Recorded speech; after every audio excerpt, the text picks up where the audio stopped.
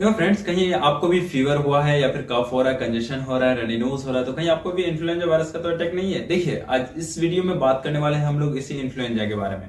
देखिए, इन्फ्लुएंजा एक viral disease है जो कि सिम्टम्स जैसे मैंने बताया वैसा होता है। ठीक है, ये आपको किसी भी एज में हो सकता है। जिस तरह से कोरोना वायरस होता था उसी तरह से इन्फ्लुएंजा भी एक वायरस है जो जिसका इन्फेक्शन होता है। इम्यूनिटी कमजोर होने पे ज्यादातर इसको देखा जाता है और एक्चुअल में ये बच्चों में ज्यादातर देखा जाता है, उसके साथ साथ एडल्ट में भी कभी कभी हो जाता है और एजेड में भी ये देखने को मिलता है, प्रेगनेंसी का केस में भी देखने को मिलता है। ठीक है, तो ये किसी भी एज में किसी भी कंडीशन में हो सकता है। देखिए, ये जो है इन्फ्लुएंजा वायरस जो है ये आपको अपर रिस्पिरेटरी ट्रैक्ट में इन्फेक्ट करता है। अपर रिस्पिरेटरी ट्रैक्ट में जैसे कि थ्रोट आता है, नोज आता है, लंग्स आती है। ठीक है, तो ये सब में ये इन्फेक्शन करता है। जब इसमें इन्फेक्शन होती है ना तो क्या होता है कि रनी नोज, कफ होने लग जाता है या फिर स्नीजिंग आने लगती है। ठीक है, ब्रीथिंग में डिफिकल्टी कभी कभार आ जाता है जब बहुत ज्यादा कॉम्प्लिकेशन हो जाता है तो। और उसके अलावा फेटिग, हेडेक, ये सारी सिम्टम्स देखने को मिलती है।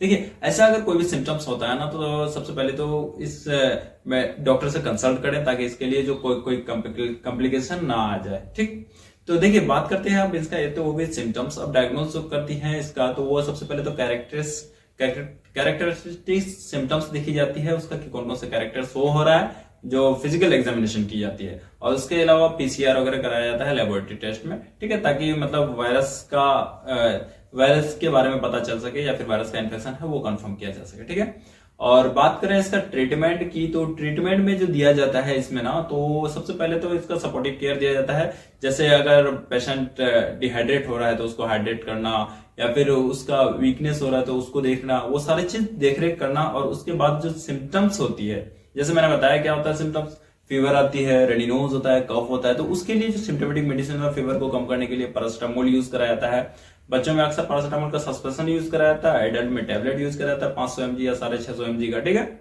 और उसके अलावा जो कफ होता है तो कफ को कम करने के लिए कफ सप्रेसेंट यूज करा जाता है। कफ सिरप जो आती है, ठीक है, वो डिपेंड करता है जैसा कफ होता है उसके अकॉर्डिंग दिया जाता है। उसका मैं सेपरेट अलग से वीडियो बना दूंगा कि कौन कफ में कौन सा सिरप यूज होता है। और उसके अलावा जो बॉडी में पेन वगैरह होती है तो उसके लिए एंटीबायोटिक्स जैसे पैरासिटामोल वही कम कर देता है। ठीक है, और जो भी उसके अलावा अगर कोई सिम्टम्स होती है उसके अकॉर्डिंग सिम्टोमेटिक मेडिसिन यूज कराया जाता है। तो फ्रेंड, वो तो हो गई सिम्टोमेटिक मेडिसिन। अब देख लेते हैं उसका जो वायरस का इन्फेक्शन होता है उस वायरस को किल करने के लिए या फिर उस वायरस को रोकने के लिए। ठीक है, एंटीवायरल मेडिसिन यूज कराया जाता है जैसे कि पारामीवीर हो गया, उसके बाद ओसेल्टामिवीर हो गया, ठीक है, ओनामिवीर हो गया। तो इनमें से कोई एक एंटीवायरल मेडिसिन यूज करा जाता है। और उसके साथ साथ ही ना एंटीबायोटिक भी यूज कराया जाता है। एंटीबायोटिक इसलिए यूज कराया जाता है ताकि कोई सेकेंडरी इन्फेक्शन ना हो, क्योंकि देखिए वायरल का इन्फेक्शन है तो उस इन्फेक्शन में हो सकता है कि किसी बैक्टीरिया का इन्फेक्शन इन्वॉल्व हो जाए। ठीक है, तो उस इन्फेक्शन को रोकने के लिए सेकेंडरी इन्फेक्शन जो होने का चांसेस रहता है या फिर हो जाता है तो वहां पे एंटीबायोटिक मेडिसिन यूज कराया जाता है ताकि उस बैक्टीरिया का भी इन्फेक्शन को ठीक किया जा सके। ठीक है फ्रेंड्स, तो आई होप कि सारा चीज समझ में आ गया फ्रेंड्स कि किस तरह से इन्फ्लुएंजा को केयर करते हैं, या फिर इन्फ्लुएंजा वायरस का इन्फेक्शन होता है तो उसे किस तरह से ट्रीटमेंट दिया जाता है। ठीक है फ्रेंड्स, तो आई होप कि सारा चीज क्लियर हो गया फ्रेंड्स। वीडियो नॉलेजफुल लगे तो शेयर कीजिए अपने फ्रेंड एंड रिलेटिव में ताकि उन्हें भी इस तरह का इन्फॉर्मेशन मिलता रहे। ठीक है फ्रेंड्स, मिलता है फिर आप लोगों के साथ नेक्स्ट वीडियो में, तब तक के लिए बाय।